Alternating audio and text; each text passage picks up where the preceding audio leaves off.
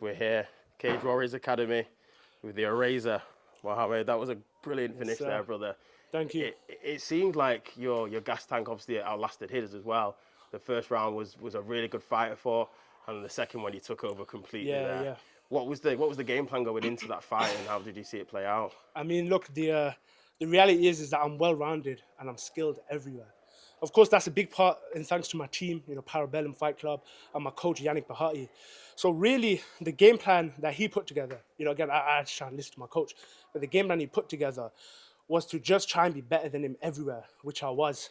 And then, of course, he had certain tendencies that we were looking for and they were looking to exploit.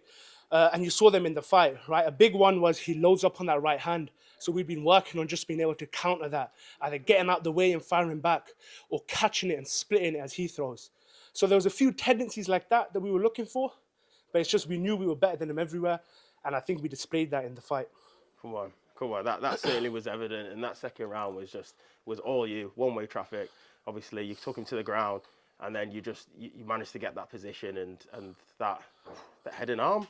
It was head and arm, yeah. It was Makachev-esque. Yeah.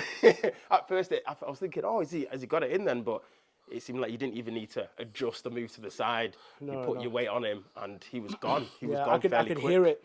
Yeah. I could hear that the choke was on, and he was sort of like gurgling a bit. So at first I thought maybe I'll have to adjust. But then once I heard that sort of gurgle from him, I knew it was going to be over. So I just kept the squeeze on. Come on, and then out cold. Yes, that's all she wrote. Tell us a bit about your background, obviously your MMA record, and what you want from this game. Yeah, so I'm 7-1 now.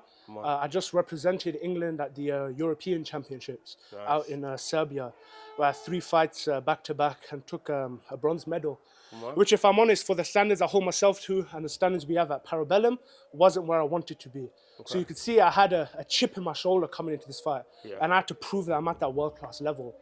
And so for now, I'm just going to keep building on that. Hopefully, I can get some more fights before the World Championships in November. And then really at the end of the year, we're looking to turn pro. Like I was screaming in that cage then, I can see Cage Warriors is building their heavyweight division. And so next year, I'm coming for that pro division. So I was putting these guys on notice. Did you see one of the heavyweight fights from last night at all? Yeah, I wasn't impressed, if I'm honest, yeah. Okay. Again, all due respect to these guys. They're tough, they're hard, they come for a war. But skill set wise, I know I'm better than them. And I think the reality is I haven't even been able to show my full skill set yet that I have in the gym in these fights. So you're really only seeing a fraction of what I'm capable of. And again, I'm young in this game. I'm 23, so I'm still developing. I'm still getting better. I know there's way more I need to learn and improve of. So I'm always being a student of the game. So with every fight, I just improve and I get better. Shy, 23 years of age. Why would you a problem?